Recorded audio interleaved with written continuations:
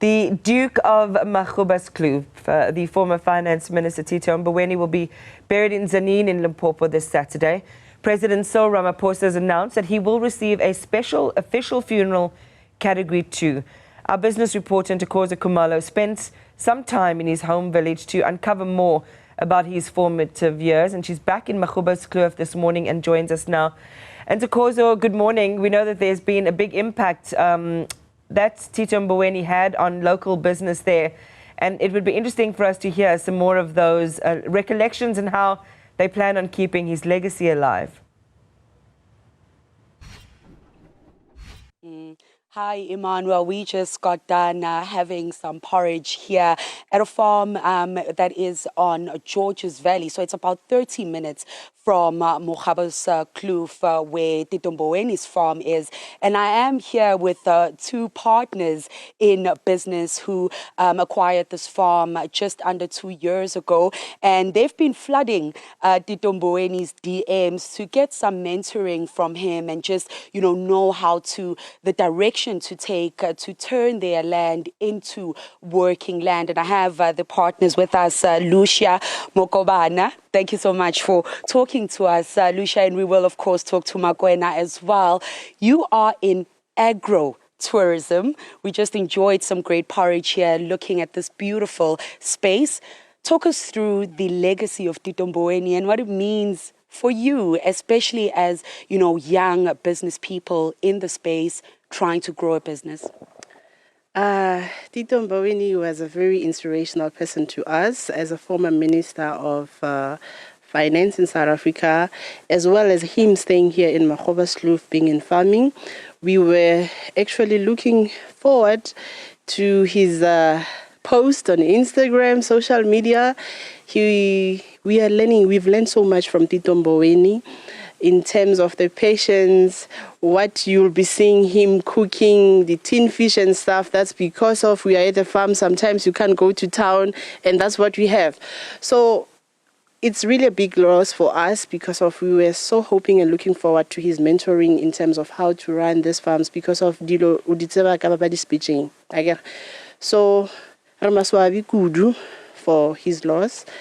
More especially as the community of Magoebaskloof in terms of agro-tourism. So what we're doing is that we go to people's farms with people, kids. We do camps for people to come and learn about land, about agriculture, about food, eating the right food, diet, wellness. So we were just looking forward to be having his mentorships because of they know things that we don't know.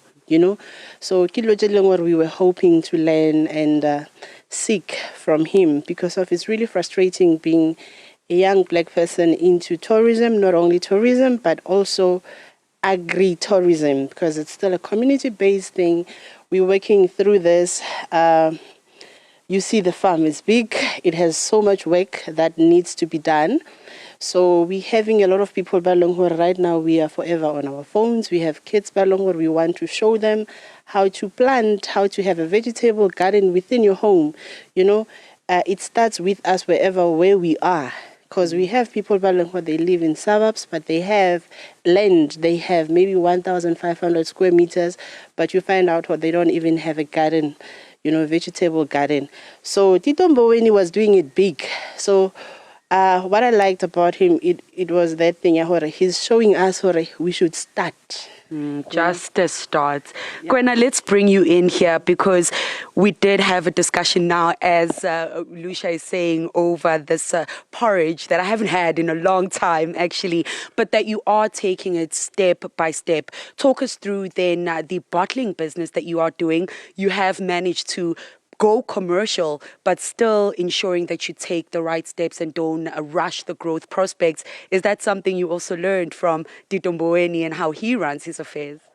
Yeah, more importantly about his character, how he does things. He makes sure that before you leave the grounds, he makes sure that he builds the roots. So that's what I've learned about him. And also, he lived his life like purely, and he was very straight about his life. He never faked about his life. So the other thing is he was down to earth. So he he showed to me that when you are in this kind of a sector or in the industry or in this kind of a level, you don't have to show off. You understand? You don't have to show off your material things. They say something different to what you are capable of, what your abilities are. So he lived his life. So as a matter of us doing the hotel here, so we were looking forward to meet him personally because of we frequent to what this heights, what this The height. Blueberry Heights Farm, yes, his favorite spot. Yeah, every week there's an event there, so we were hoping to see him, that side, but then it's quite full sometimes. So we were looking forward for that. So on the matter of water, this is Makgoba, natural spring water. Then we are taking it from the well. So and then from the well, then we pipe it from there, and then we have a reservoir here, and then we pipe, and then we filter it, and we UV treat it, and then we bottle it, then we sell it. Well, we are going to get, a look at that plant, Iman, just to give our viewers an idea of how that actually works. Water from the stream with very little, dirt and bacteria in it. But Lucia, you are partners working together. As you said earlier on, a lot of work still cut out for you. And, we were speaking earlier to other people who knew Tito Mboweni personally that we're going to visit just now as well, to Akala Brewery. Taking this farm then to the next level, it is a huge farm, as you said. How do you take that legacy forward that you've just shared, that Tito Mboweni really left in this community? What I've noticed, it seems everyone knows everyone else, whether it's white, black, and there seems to be a sense of community when it comes to the business owners here. Hey guys, what I've learned, what we're taking through Tito Mboweni's legacy is work. Tito Mboweni was working, more especially within the community here. You could see through his life. We're staying in a farm. When you see his shoes like that, that shows it's a huge walk in the farms. You're checking things. It's raining. You want to see how things are growing. You want to see within your space. So generally, the legacy that I'm taking from Tito Mboweni is that there's so much work to be done, and we seriously need to work.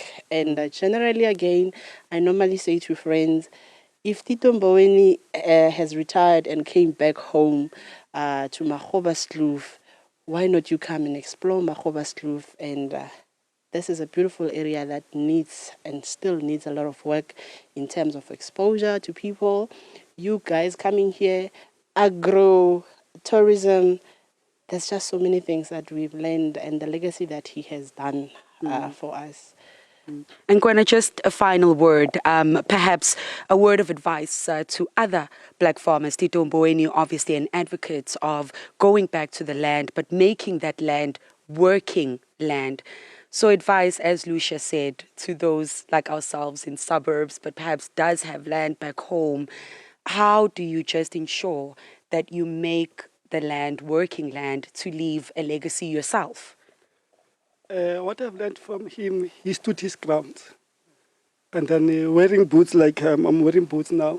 So is to make sure that things are doable within your space. And then there's no, you can't rely on the municipality here. You are your own municipality. You block the water, anything doesn't go well here, it's on you. So you can't call the municipality say my water is blocked, I don't have water. So you are on your own. So that's what I've learned from him. He stood his grounds very well, and then he never pretended to be anything that is not. So I'm advising everyone who wants to come to the farming space that the farming space is not easy, as you see people are buying cars, whatever. That comes with a reward from your efforts. So that's what I can say. Thank you so much, both of you for talking to us. Of course, Lucia and Makwela, they're partners here at George's Valley Farm. G21 R, it's a huge property, Iman. We are going to go further up. I don't know if you can see that house that's just a little further up there. Some of the property on the farm that then the partners are looking to, turn into spaces for those retreats, for spa treatments, for also then opportunities for kids to come and really be part of the soil, something that former Finance Minister Tito Mboweni really promoted here in Limpopo. So we are also going to see that bottling facility, the partners able to take it commercial. They are in, retailers such as Pick and Pay and Spa in the community here. But as they just said, the big lesson that they learned from Tito Mboweni is to pace yourself, to not rush things, and don't feel a need to show off when you are doing well. So those are the key takeaways that we're taking from George's Valley, Iman. Especially the showing off part in Ntokozo, because you couldn't help but show off. I know our viewers didn't see it, but she was eating the steaming bowl of, I think it was mealie meal porridge, and we all want some here. We were having a bit of a moment, a FOMO moment, watching you eat that steaming bowl of mealie meal.